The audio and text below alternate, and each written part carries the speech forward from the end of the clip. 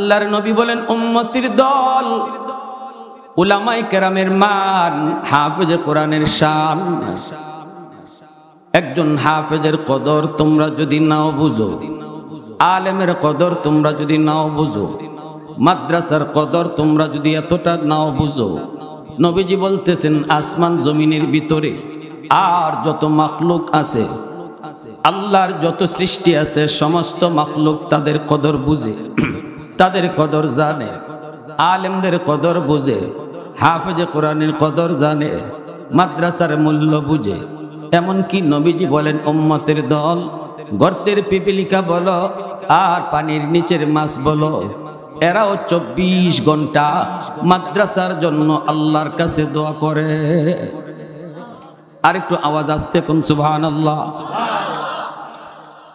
আল্লাহ নবী বলেন উম্মতের দল, তোমরা যদি নাও বুঝো, ওই গাছের পাতাটা কিন্তু হাফেজের কদর জানে, হাফেজের কদর বুঝে, গাছের পাতায় জানে, জঙ্গলের বাঘ ভাল্লুক জানে, বাঘ ভাল্লুক তারাও কিন্তু একজন আলেমের কদর বুঝে জানে, গাছের পাতায় জানে, জঙ্গলের বাঘে ভাল্লুকে জানে, গর্তের পিপিলিকা জানে, পানির নিচের মাছে জানে। নবীজি বলেন কেন জানুনি? এই মাছে কয় আল্লাহ হাফেজ কোরআন আছে বিদায় তো এখনো জমিন তুমি টিকায় রাখছো, আল্লাহ উলামায়ে কেরাম আছে বিদায় তুমি জমিন এখনো টিকায় রাখছো, ও মালিক মাদ্রাসা আছে বিদায় এখনো জমিন তুমি টিকায় রাখছো। অতএব মাদ্রাসা হলো জমিনের হায়াত, উলামায়ে কেরাম হলো জমিনের হায়াত, হাফেজ কোরআন হলো জমিনের হায়াত। আল্লাহ যদি হাফেজ না থাকে, আলেম জমিনে না থাকে, তোমার কোরআনের শিক্ষা যদি জমিনে বন্ধ হয়ে যায়, তাহলে তো জমিন তুমি ধ্বংস করে দিবা। এই ধ্বংসের ভিতরে আমি মাছ পড়ে যাব, এই ধ্বংসের ভিতরে আমি পিপিলিকা পড়ে যাব, এই ধ্বংসের ভিতরে আমি বাঘ ভাল্লুক পড়ে যাব। অতএব মালিক আমি বাঘ যে এখনো বেঁচে আছি, আমি গর্তের পিপিলিকা যে এখনো বেঁচে আছি, আমি পানির নিচের মাছ এখনো যে স্বাধীনভাবে ঘুরি, এই মাদ্রাসার উসিলায়। ও মালিক সমাজে সমাজে তুমি মাদ্রাসা কবুল করে নাও। মাসি দোয়া করে, পিপিলিকায় দোয়া করে, ফিফরায় কয় আল্লাহ হাফেজের হায়াত তুমি বাড়ায়া দাও। কারণ ফিফরায় জানে হাফেজের হায়াত বাড়লে ফিফরার হায়াতও বাড়ে। সুবহানাল্লাহ জোরে কোন। আলেমের হায়াত বাড়লে মাছের হায়াত বাড়ে। মাদ্রাসা জমিনে বেশি বেশি হলে জমিনের হায়াত আল্লাহ বাড়ায়। যদি মাদ্রাসা থাকে তাহলে তো আল্লাহ পাক রব্বুল আলামিন যতদিন থাকবে আমাকে জমিনের ভিতরে আল্লাহ খাওয়া পড়ার সুযোগ দিবে। মাদ্রাসা যদি না থাকে চেয়ারম্যানের চেয়ারম্যানই আল্লাহ রাখবেন না, মেম্বারি করার সুযোগ আর পাবে না, ব্যবসায়ী ব্যবসা করার সুযোগ আর পাবে না, কোনো কিছুই আল্লাহ জায়গাতে রাখবেন না, সব কিছু আল্লাহ উলট পালট করে দিবেন। এজন্যই তো কিয়ামতের আগ মুহূর্তে আল্লাহ পাক জিব্রাইলকে বলবে, জিব্রাইল জমিন আমি ধ্বংস করে দিব, জমিন আমি ধ্বংস করে দিব, কিন্তু যেই জমিনে কোরআন থাকবে এই জমিন তো ধ্বংস করতে পারি না। যাও তুমি জমিন থেকে কোরআনের হরফগুলি উঠে নিয়ে আসো, জমিনের ভিতরে আমার কালাম থাকবে, আর গজব হবে হয় না। কোরআনের হরফগুলি তুমি উঠে নিয়ে আসো। জিব্রাইলে আমিন কিয়ামতের আগ মুহূর্তে কোরআনের হরফগুলি উঠে নিবেন। আপনার ঘরের কোরআন আপনি খুলবেন, কইলা দেখবেন পাতা আছে লেখা নাই। ভারতের মুসলমান সেও কোরআন কইলা দেখবে পাতা আছে লেখা নাই। পাকিস্তানের মুসলমান দেখবে কোরআনের পাতা আছে লেখা নাই। তামাম পৃথিবীর সব মানুষগুলা দেখবে কোরআনের হরফ নাই। তখনই বুঝতে হবে আল্লাহ এই জমিন আর টিকায় রাখবেন না। এজন্য নিজে বাঁচার জন্য নিজে সুখে শান্তিতে থাকার জন্য মাদ্রাসা নিজ দায়িত্বে টিকায় রাখতে হবে। কেউ যদি কয় মাদ্রাসা আমি বন্ধ করে ফেলবো, সে নিজের পায়ে নিজে কুড়াল মারলো। আল্লাহ তার জীবনটাও বন্ধ করে দিবে, চতুর্দিক দিয়ে আল্লাহ তাকে অন্ধকারে ফেলায় দিবে। দুনিয়াতে বেঁচেও সে মরার মতো চলবে, কারণ সে কোরআনকে বন্ধ করতে চাইছে, আল্লাহ তার চতুর্দিক অন্ধকার বানায় দিবে। এই ক্ষমতা আল্লাহর আসেনি না নাই? একটু আওয়াজ দিয়া কও না যুবক, আসেনি না নাই? আরো জোরে বলো, আসেনি না নাই? আল্লাহ চাইলে মুহূর্তের ভিতরে আমার চতুর্দিক অন্ধকার বানায়া আমাকে জিন্দা একটা মুর্দা মানুষ বানায়া রাখতে পারে। এজন্য আল্লাহ পাক রব্বুল আলামিন কয়, আল্লাহ পাক কয় জানোনি, কোরআন তোমাদের জন্য রহমত, কোরআন তোমাদের জন্য রহমত। এর যুবক, এজন্য বলি মাদ্রাসা আমি টিকায় রাখছি, কেউ বলবা না মাদ্রাসায় যদি আমি লক্ষ লক্ষ টাকাও দান করি, এর অর্থ এই না যে আমি মাদ্রাসা টিকায় রাখছি। বরং নবীর হাদিস বলে তুমি বলবা, সুন্দর করে বলবা, তুমি বলবা আমি টিকায় রাখছি তা নয়, বরং মাদ্রাসার উসিলায় আল্লাহ আমাকে টিকায় রাখছে। একজন ছাত্রকে তুমি যদি খাওয়াও, লজিং রাখো, কোনো একজন ছাত্রকে যদি তুমি খাওয়াও, কখনোই কথা বলবা না আমি ছাত্র খাওয়াই, বলবা এই ছাত্রটার উসিলায় আল্লাহ আমাদেরকে খাওয়ায়। ঠিক কিনা জোরে বলেন? যদি বুঝে থাকেন আমার নবীর হাদিস, তাহলে কথাটা এভাবেই বলতে হবে, ছাত্র খাওয়াই না, বরং ছাত্রের উসিলায় আল্লাহ আমাদেরকে খাওয়ায়। প্রশংসা করব কার? আর একটু মালিকের আওয়াজ, নামটা জোরে কও, কার? ওয়াহদাত কি হিফাজত নেহি বেকুওতে বাজু, वहदत की हिफाजत नहीं बेकुवते बाजू, आती नहीं कुछ कमी है अक्ल खुदा दा, आती नहीं कुछ कमी है अक्ल खुदा दा।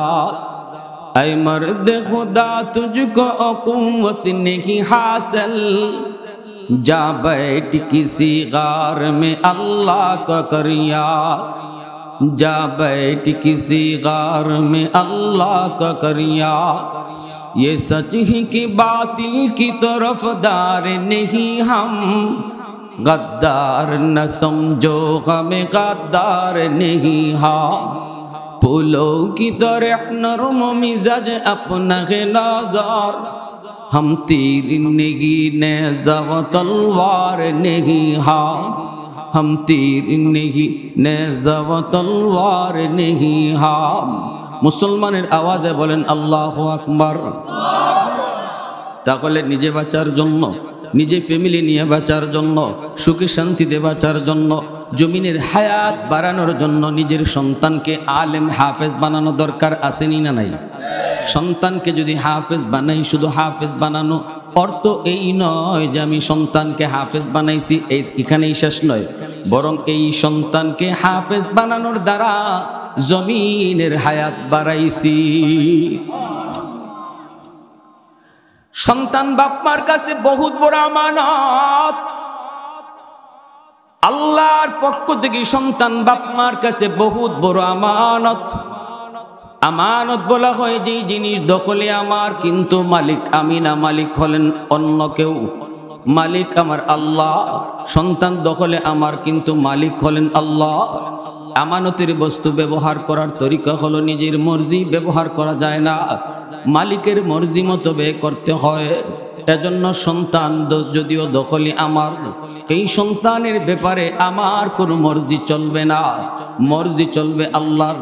সন্তানকে কি খাওয়াবো, সন্তানকে কি দেখাবো, সন্তানকে কি পড়ালেখা করাবো, সন্তানকে কেমন পোশাক পরাবো, সন্তানের কানে আমি কি শোনাবো, সন্তানের চোখে আমি কি রেকর্ড করাবো, এই ব্যাপারে বাপ মার নিজস্ব কোনো সিদ্ধান্ত চলবে না। যদি চালাই তাহলে খেয়ানতকারী হইয়া কিয়ামতের ময়দানে দাঁড়াতে হবে। আর আল্লাহর মর্জি যদি চালাই, আমানতদার হইয়া আল্লাহর সামনে পুরস্কার নিব। সন্তান আল্লাহর পক্ষ থেকে আমানত। এজন্য আমার সন্তান কি পড়বে, কি শিখবে, আমার সন্তানের প্রথম শিক্ষক হলাম আমি বাবা, আমার সন্তানের প্রথম শিক্ষক হলো আমি মা, আমার সন্তানের প্রথম বিদ্যালয় হলো তার ঘর। দুনিয়াতে আইসে এসে ঘরে ঢুকতার বাপ মার ঘরে পাইছে, এই ঘর হলো তার প্রথম মাদ্রাসা। আর বাপ মা হলো প্রথম শিক্ষক। এইবার বাপ মা সন্তানকে তুমি কি শিখাইবা? সর্বপ্রথম শিক্ষকের কাছ থেকে সর্বপ্রথম মাদ্রাসায় সন্তান যা শিখে এই শিক্ষাটা মরণ পর্যন্ত আসর থাকে। কারণ শিশুকালটা হলো শিশুদের কাদামাটির মতো। কাদামাটির ভিতরে আপনি যা লিখতে চাইবেন লিখতে পারবেন, কিন্তু মাটি যদি শক্ত হয়ে যায় লিখতে চাইলেও লেখা যায় না। সন্তানের দিল দিমাগ হলো কাদামাটির মতো। এই কাদামাটির মধ্যে আপনি যা লিখবেন লিখতে পারবেন। সন্তান আমার ছোট্ট অবুঝ, আমি মনে করি আমি বুঝে না, কিন্তু না না, আমার নবীর হাদিস বলে সন্তান সব বুঝে, দুধের বাচ্চায় সব বুঝে। এই দুধের বাচ্চাটার চোখ হলো ভিডিও রেকর্ডার, কান হলো তার অডিও রেকর্ডার। ঘরের ভিতরে যা সে দেখে এগুলা চোখে রেকর্ড করে, কানের মধ্যে যে সে যা ঘরে শুনে কানের ভিতরে সে রেকর্ড করে রাখে। যখন সন্তান বড় হয় এতদিন যা ঘরে রেকর্ড করেছে তাই সাপ্লাই দেয়। আমি যদি আমার সন্তানের কানে গান রেকর্ড করাই, ঘরের মধ্যে যদি গান বাজে, গানের আওয়াজ কানের মধ্যে রেকর্ড করে রাখবে, এই সন্তান বড় হয়ে গান প্রিয় হবে। যদি সন্তানের কানের মধ্যে কোরআন তেলাওয়াত রেকর্ড করাই, মা যদি কোরআন তেলাওয়াত করে, বাবা যদি ঘরে কোনো এক টাইমে কোরআন তেলাওয়াত করে, তেলাওয়াতের আওয়াজটা শিশু বাচ্চার কানের মধ্যে রেকর্ড হয়ে থাকে, বড় হলে পরে সে কোরআনের পক্ষেই আওয়াজ তুলবে। আর যদি গান রেকর্ড হয় তাহলে গানের পক্ষে থাকবে, কোরআনের তেলাওয়াত যদি রেকর্ড হয় কোরআনের পক্ষে থাকবে। এইবার আমি মা আমি বাবা সিদ্ধান্ত নিব আমার সন্তানের চোখে আমি কি রেকর্ড করাবো। আমি কি আমার সন্তানের চোখে গান বাজনার দৃশ্য, নাটক সিনেমার দৃশ্য রেকর্ড করাবো, নাকি নামাজ পড়ার দৃশ্য রেকর্ড করাবো, কোরআন তেলাওয়াত করার দৃশ্য রেকর্ড করাবো? সন্তানের কানে আমি গান বাজনা রেকর্ড করাবো, নাকি সন্তানের কানে আমি কোরআন তেলাওয়াতের আওয়াজ রেকর্ড করাবো? এই সিদ্ধান্ত নিতে হবে মা, এই সিদ্ধান্ত নিতে হবে বাবা। যদি আমি সিদ্ধান্তে সঠিক হই সন্তানের ভবিষ্যৎ আলোকিত হবে, আর যদি আমার সিদ্ধান্ত রং হয় সন্তানের ভবিষ্যৎ অন্ধকার করার পিছনে আমি বাপ মা দায়ী। এই কথাটা যদি আমি বলতাম তাহলে আপনারা আমার উপরে বিরক্ত হতেন। কথাটা আমার নবী বলেছেন, আল্লাহর নবী বলেন, কুল্লু মাউলুদিন ইউলাদু আলাল ফিতরা ফাআবাওয়াহু ইউহাব্বিদানিহি আও ইউনাসসিরানিহি আও ইউমাজ্জিসানিহি। নবীজি বলেন সমস্ত সন্তান দুনিয়াতে আসে আল্লাহর পরিচয় লইয়া। সকল সন্তান দুনিয়াতে যখন আসে তখন সে একদম নিষ্পাপ, আল্লাহর ওলি। মঈনুদ্দিন চিশতি, আব্দুল কাদের জিলানী যেমন আল্লাহর ওলি, নবীজি বলেন আমার আপনার সন্তানও দুনিয়াতে আল্লাহর ওলি, এমন ওলি হইয়াই দুনিয়ায় আসে। আরো আসতে কোন সুবহানাল্লাহ। খুশি না আপনারা?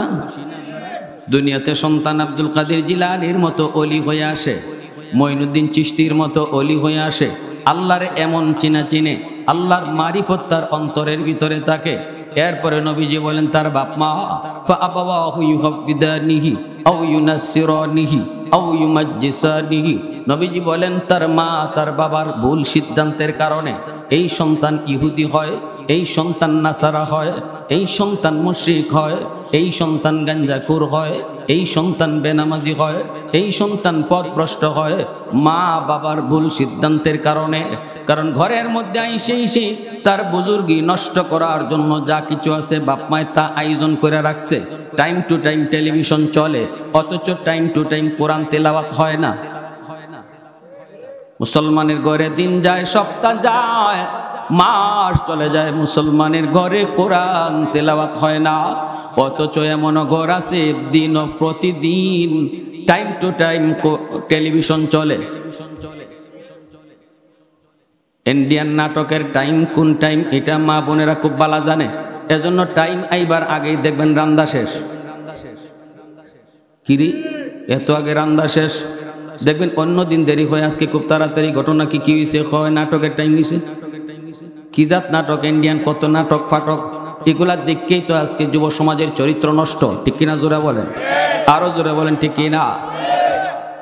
যেই সন্তান দুনিয়াতে আসলো আব্দুল কাদের জিলানীর মতো, মঈনুদ্দিন চিশতির মতো, আজকে আমি বাপ মার ভুল সিদ্ধান্তের কারণে এই সন্তানের বুজুর্গি নষ্ট হলো, সন্তানের মারিফত নষ্ট হলো। এরপরে তারে লেখাপড়া করাবো, কোথায় দিব? কয় সেখানেও আমার মর্জি চালাইলাম, আল্লাহর মর্জির কোনো তোয়াক্কা করলাম না। আমার সন্তানকে আমি ভর্তি করাবো কোন জায়গায়, লেখাপড়া করাবো কোন লেখাপড়া, কোন শিক্ষায় তারে শিক্ষিত করব, এই ব্যাপারেও আমি আমার মর্জি চালাইলাম, আল্লাহর মর্জির তোয়াক্কা করলাম না। অথচ সন্তানের মালিক আমি না, সন্তানের মালিক হলেন আমার আল্লাহ। এই সন্তানের লেখাপড়ার ব্যাপারেও নিজের কোনো চিন্তা চলবে না, চলবে সিদ্ধান্ত মালিকের, যিনি সন্তানের মালিক। আমার সন্তানের লেখাপড়া শুরু হবে যিনি মালিক, তার পরিচয় দিয়া, ঠিক না? কে তোমার খালিক, কে তোমার মালিক, ওই মালিকের পরিচয় নিয়ে আমার সন্তানের লেখাপড়া শুরু হবে। কিন্তু না, আমি তা করলাম না, আমি আগডুম বাগডুম গোড়াডুম সাজে কইয়া পড়ালেখা শুরু করাইলাম। আগডুম বাগডুমের মাঝে আল্লাহর পরিচয় আছে? আল্লাহর পরিচয় নাই। যেই পড়ালেখার মধ্যে আমার আল্লাহর পরিচয় নাই, এটা পড়ালেখা ওইতেই পারে না।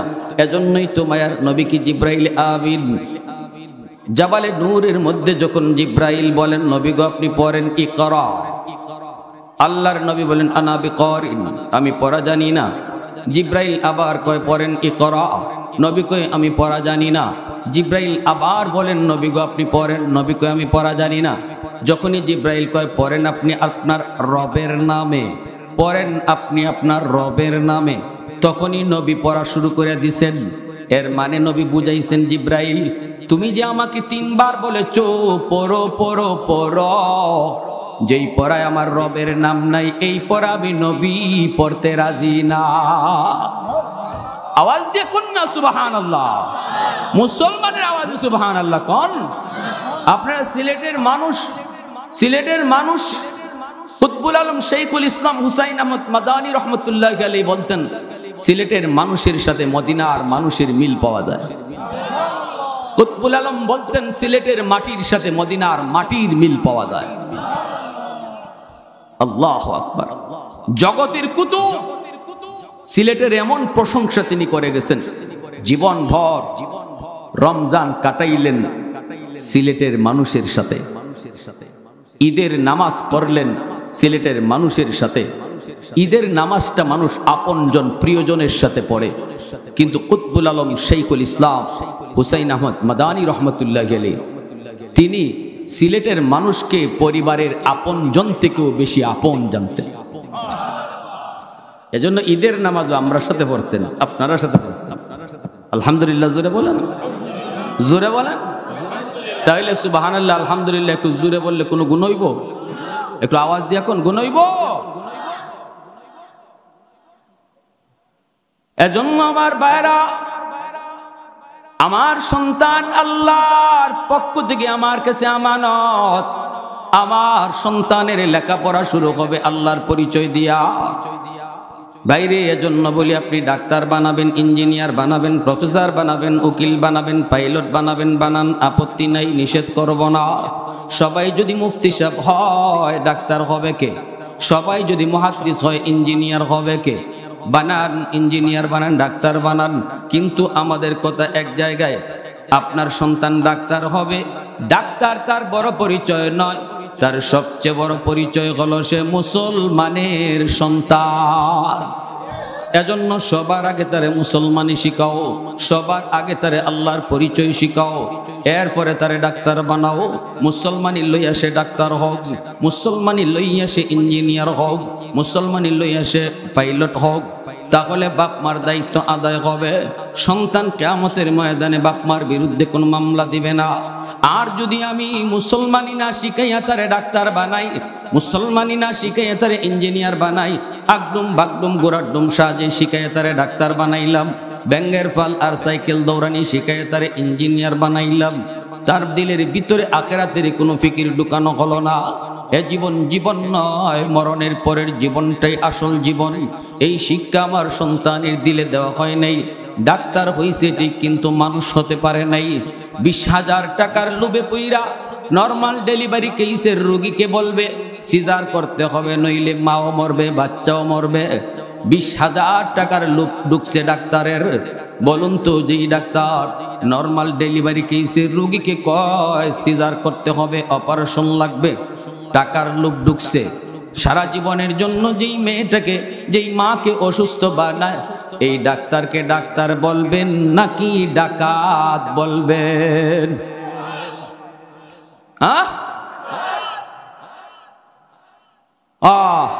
অত বড় ডাক্তার হইয়াও তো মানুষ হইতে পারলো না, ডাকাই তৈল। কেন হইল? কারণ এ জীবন জীবন নয়, মরণের পরের জীবন আসল জীবন। এই শিক্ষাটা শিশুকালে তারে মাদ্রাসায় ফরাইয়া তার কলিজায় দেওয়া হয় নাই, তারে ওই পরিবেশে শিক্ষা কলিজায় দেওয়া হয় নাই। আপনার সন্তানটারে যদি 5 বছর নুরানি মাদ্রাসায় পড়ান, নুরানি মাদ্রাসা যদি 5টা বছর শিশুকালে পড়ান, আজকে স্কুলের অঙ্ক ইংরেজি নুরানি মাদ্রাসায় একই সিলেবাসে ঢুকানো হয়েছে। স্কুলের 1-এ 2-তে 3-তে যে অঙ্ক ইংরেজি, মাদ্রাসার নুরানিতে একই সাজেশন এবং ভালো মানের শিক্ষক রাখা হয়, যেন 5 বছরে সে আল্লাহর মারিফত কলিজায় লইয়া, আখিরাতের ফিকির তার দিল দেমাগে ঢুকাইয়া, কোরআনের প্রতি মহব্বত কলিজায় লইয়া, এরপরে যেন হাই স্কুলে ভর্তি হইতে পারে। হাই স্কুলে গেলেও সে তখন বেনামাজি হবে না, কোরআনের বিপক্ষে কথা বলবে না। ইউনিভার্সিটিতেও যদি যায়, নাস্তিকদের ভিড়ে গেলেও আপনার সন্তান কোনোদিন আলেমদের বিরুদ্ধে কথা বলবে না, মাদ্রাসার বিরুদ্ধে কথা বলবে না, কোরআনের বিরুদ্ধে যাবে না, বরং ভার্সিটিতে ফইরাও সে কোরআনের সৈনিক হবে। কারণ শিশুকালে আপনি তারে 5 বছর নুরানি মাদ্রাসায় পড়াইছেন। এই 5 বছরে তার কলিজার ভিতরে যা ঢুকায়া দেওয়ার হুজুররা, উস্তাদগণ, উলামায়ে কেরাম ঢুকায়া দিছেন, এটা এমন ভাবে ঢুকাইছে, এটা পাথরে খোদাই করে লিখে দিয়ে দিছে। এটা মুছবে না, এটা ভুলবে না, এটা কখনো ভুলবে না। এজন্য আমি বলবো, ডাক্তার বানাবেন, ইঞ্জিনিয়ার বানাবেন, আমাদের আপত্তি নাই, কিন্তু 5 বছর মাদ্রাসায় পড়াও, আল্লাহর নাম লইয়া সে পড়া শুরু করুক। কার নাম লইয়া? জোরে বলেন, কার নাম লইয়া? যিনি বানাইছেন, যিনি খালিক, যিনি মালিক, তার নাম লইয়া তার পড়ালেখা জীবনের শুরু হোক। তারে আগে মুসলমানের বাচ্চা বানাও, তার আগে মানুষের বাচ্চা বানাও। কোরআনের শিক্ষার মাধ্যমে সন্তান মানুষের বাচ্চা হয়। মুরগির বাচ্চা জন্ম নিলে মুরগি হয়, মানুষের বাচ্চা জন্ম নিলে মানুষ হয় না, তারে মানুষ বানাইতে হয়। আর মানুষ বানানোর ফ্যাক্টরি হলো মাদ্রাসা। এই কথা আল্লাহ কোরআনের সূরাতুর রহমানে বলছেন। আর রহমান আল্লামাল কোরআন খালাকাল ইনসান। আল্লাহ কয়, রহমান কে জানুনি? যিনি কোরআন শিখাইছেন, তারপরে মানুষ বানাইছেন। তাহলে আল্লাহ বুঝাইল, মানুষ হবে সেই যার জীবনে কোরআন আছে। ঠিক কিনা ভাই? ও বাবা, বাবা হওয়া সহজ, কিন্তু একজন আদর্শ বাবা হওয়া কঠিন। মা হওয়া সহজ, আদর্শ মা হওয়া কঠিন। আমার আব্বা শিশুকালে, আমার একটা এখনো কথা মনে আছে, বলবো, অসুবিধা আছে আপনাদের? মনোযোগ কার কার আছে একটু হাত উঠে আল্লাহর দেখান তো। আল্লাহ তুমি কবুল করো, জোরে কোন আমিন।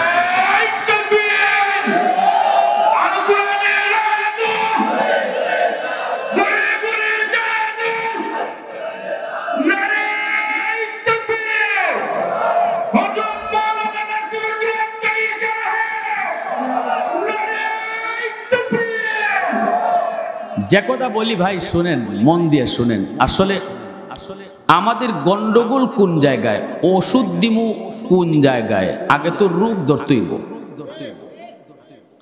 রোগ না ধইরা ওষুধ দিলে লাভ হইব? রোগ হইল আসমানে, আপনি ডাক্তার ধরছেন জমিনে। আগুন লাগছে শেরপুর, আপনি পানি দিন ফরিদপুর। জোরে মাতবা। আগুন লাগছে শেরপুর, পানি দেন ফরিদপুর। হুজুর পানি ভরা দেন, কি তৈছে ইয়া আল্লাহ হুজুর ফুলায় তো ইবাই হিবায় যায়, কোনো কত হইব না, উল্টা আরো যেমন চায় তা করে, হুজুর পানি ভরা দেন, পানি ভরা দেন। হুজুরে পানি ভরা দিছে, খাময় না, কাম হইব কেমনে? আগুন যেখানে এখানে না পানি ভরা লাগবে, পানি তো জিতুইব যেখানে আগুন এখানে। আপনি তো গুড়ায় গন্ডগোল লাগাই তো রাখছেন। গাছের চারা যখন থাকে তখন পানি দিলে চারা গাছের উপকার, গাছ যদি মোটা হয়ে যায় পানি দিলেও তো লাভ নাই। কি ভাই সুজা বাংলা কথা কইতেছি, কোনো কষ্ট হইতেছে আপনাদের? গাছ যখন চারা থাকে তখন পানি দেন, পানিতে কাম হবে। গাছ যদি মোটা হয় পানিতে লাভ হবে না। যেই জমানার মা বাবারা এটা চিন্তা করত, সন্তানকে একদম শিশুকাল থেকে মাদ্রাসায় পড়াইতো, আলেম উলামার পরামর্শ নিয়ে চলতো, ঘরে ঘরে কোরআন তেলাওয়াত হইতো, ফজরের পরে মুসলমানের ঘর থেকে কোরআন তেলাওয়াতের আওয়াজ শোনা যাইতো। ওই জমানায় হুজুরদের পানি পড়ায় ডাইরেক্ট অ্যাকশন হইতো, কারণ পানি পড়া তো আপনার ঘরে গিয়ে ঢুকবো, দরজা লাগবো, গজবের দরজা দিয়ে আল্লাহর কোরআন ঢুকে না, রহমতের দরজা লাগে। যেই ঘরে কোরআন তেলাওয়াত হয় না, যেই ঘরে গান বাজনা চলে, এই ঘরে তো রহমতের দরজা বন্ধ থাকে, গজবের দরজা খোলা থাকে। হুজুরের পানি পড়া, কোরআন তেলাওয়াতের পানি পড়া, ঢুকবো কোন দরজা দিয়া? ঠিক কিনা? গহরপুর ইসাব রাহিমাহুল্লাহ নাম শুনছেন না আপনারা? গহরপুর ইসাব হুজুরের নুরুদ্দিন গহরপুরি রহমতুল্লাহ গেলি, ওনার জীবনে একটা কারগুজারি শুনলাম, আমার উস্তাদের জবানে শুনছি। কারগুজারিটা হলো, হুজুর শনি মঙ্গলবারে পানি ভরা দিতেন, শনি মঙ্গলবারে পানি ভরা দিতেন। এত হাজার হাজার মানুষ আইতো, সবরে যদি লাইন ধরে পানি ভরা দিতে হয় হুজুরে সারাদিন লাগবো, ঠিক না? এজন্য হুজুরে মাদ্রাসার যে সামনের ফুকুর আছিল, ফুকরি আপনারা কি দেখো, ফুকুর, এই ফুকুরের মাঝে ফু দিয়া হুজুর চলে যেতেন, আর হইতেন তোমরা ফুকুর থেকে পানি নাও, খাম হয়ে যাব। আল্লাহর কালামের কি জাত আসর আসিল, ফু দিতা ফুকুরের এক কোনাত, সারা ফুকুর আল্লাহ এ কোরআনের আসর পৌঁছাই দিত। যে ওই পানি নিত বোতল দিয়া কাম হয়ে যেত, কারণ ওই সময় পানি পড়াটাকে মুসলমানের ঘরে ঢুকবার দরজা খোলা আসিল। মুসলমানের তখন মুসলমানি লইয়া ডাক্তার হইছে, ইঞ্জিনিয়ার হইছে, মুসলমানি লইয়াই সে জীবন চালাইছে, ফজরে পরে তিলাওয়াত হইছে মুসলমানের ঘরে। এজন্য ফুকুরের পানি তো কাম হয়ে গেছে। এক লোক আইছে, কয় হুজুর আমি লন্ডন থেকে আইছি, হুজুর আপনি ফুকুরের মাঝে ফু দিয়া যান, ফুকুরে ফু দিয়া যান, ফুকুর থেকে সকলেই পানি নেয়, আমার তো মনে জানি কিতা কিতা করে। আপনি ফুকুরের ই কোনাত যে ফু দিলেন, হি কোনাত যায় ফেললে, কথা বুঝুননি আপনারা? তো গরফর হিসাব কিন্তু তোমার একই নয় না, কয় হুজুর একই নয়, কিন্তু ইতমিনানে কলব হয় না, আত্মার একটা প্রশান্তি। এজন্য আমার মন চায় আপনি আমার একটা খাস ফু দেন, আমার একটা আলাদাভাবে ফু দেন। হুজুর কয় তো তুমি জগ আনছো নি? কয় হ জগ আনছি। কি জাত জগ? কয় কাছের জগ। কয় ধর। বেচারা কাছের জগ এইভাবে দুই হাত দিয়ে ধরছে। আমার একজন উস্তাদ কাছে ছিলেন, হুজুর বলতেছেন আমরাও দেখতেছি, হুজুর বলতেছেন গহরপুর সাহেব বলতেছেন ভালো করে ধরো। কাছের জগটা দুই হাত দিয়ে ধরে রাখছে, পানি ভরা কাছের জগটা। হুজুর খালি আল্লাহর কোরআন পড়ে ফুটা দিছইন, সাথে সাথে ফুল এমন আসর, টাস টাস করে কাছের জগ ভাঙ্গিয়া সব পানি মাটিত পড়ছে। এরপরও আওয়াজ আসতে হয়েছে সুবহানাল্লাহ। আপনাদের ই এলাকাত মুরাদ আলী মনে এরকম বহু গোর ফুরে ফুরে দিয়েছিল, সুবহানাল্লাহ নমুনা কয় আর কি। আরো জোরে কন্যা সুবহানাল্লাহ, আরো জোরে কন্যা সুবহানাল্লাহ। আল্লাহর কোরআনের আসর আসেনি না নাই? পাওয়ার আসেনি না নাই? আল্লাহ নবীর দেশ আরবের একটি জাহাজ মালদ্বীপ শহরের কাছেই সাগরে এসে ডুবে গেল। এই ডুবে যাওয়া যাত্রী সব মারা গেল। বাস্তব একটা ঘটনা শোনাই, একজন হাফেজ কোরআনের শোনো ভাই, সন্তানকে তুমি ডাক্তার বানাও, অসুবিধা নাই, কিন্তু যদি সন্তানকে হাফেজ বানাইবার নিয়ত করো তাহলে তো নূরুন আলা নূর, এর উপরে কোনো সিদ্ধান্ত হয় না রে ভাই। কে আজকে দুনিয়ার মাটিতে আমরা তাদের মাথায় পাগড়ি পরাইলাম, যে হাফিজ হলো তার মাথায় পাগড়ি পরাইলাম আমরা, কিন্তু কিয়ামতের ময়দানে তার মা বাবার মাথায় পাগড়ি পরাইবেন আল্লাহ নিজের হাতে। মান করা আল কুরআন ওয়া আমিলা বিমা ফিহি উলবিসা ওয়ালিদাহু তাজান ইয়াউমাল কিয়ামা। ওই মা কত ভাগ্য, ওই বাবার কত বড় ভাগ্য, যেই বাবা যেই মা জানলো আজকে তার সন্তানের মাথায় পাগড়ি পরানো হয়েছে। এই জমিনে বাপ মার কলিজায় এত আনন্দ, আজকের দিনে তাদের বাপ মার কলিজায় এত খুশি, পৃথিবীতে আর কোনো বাপ মার কলিজায় এত খুশি না।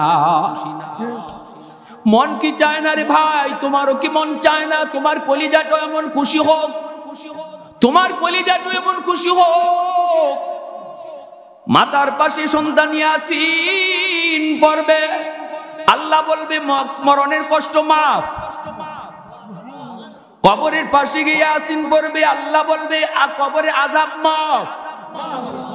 এই ফেরেশতারা তাকায় দেখ, কবরের উপরে তার বাচ্চাটা চোখের পানি জড়ায় জড়ায় আমি আল্লাহর কালাম তেলাওয়াত করতেছি। গজবের ফেরেশতারা গজব বন্ধ কর, গজব বন্ধ কর, আযাব বন্ধ কর। তার বাচ্চায় আমি আল্লাহরে রহমান রহিম কয়ে ডাকে, আমি আল্লাহরে অতি দয়ালু অতি মায়ালু কয়ে ডাকে। আমি তার বাপরে কেমন করে কবরে আযাব দিই, আযাব বন্ধ করো। কিয়ামতের ময়দানে আল্লাহ পাক একটা নূরের তাজ লইয়া দাঁড়ায় থাকবেন। হাসরবাসী মানুষগুনকে আল্লাহ লক্ষ্য করে বলবেন, কই মা বাবারা আসো, কই তোমরা মা বাবারা আসো। নবীর বাপ মা যায় কইব, আল্লাহ আমি তো অমুক নবীর আব্বা, অমুক নবীর আম্মা। আল্লাহ বলবেন, আমি কোন নবীর মা বাবাকে খুঁজি না, আমি কোন নবীর বাপ মারে খুঁজতেছি না, তোমরা একটু সাইডে দাঁড়াও। এরপরেই দেখা যাইব একজন হাফেজ কোরআনের মা, একজন আলেমের বাবা এসে কইব, আল্লাহ আমাকে চিনচিনি। আল্লাহ কইব, তুমি কেডা?